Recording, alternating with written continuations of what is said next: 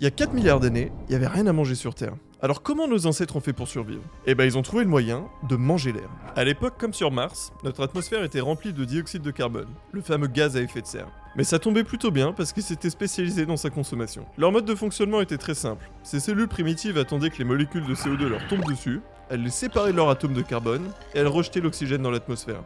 Ce procédé leur permettait de récupérer de l'énergie utile à leur réplication.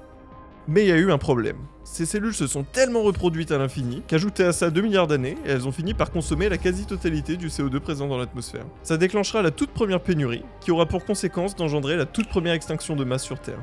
Mais au milieu de ce chaos, est né un tout nouveau type de cellule, une capable de consommer l'oxygène.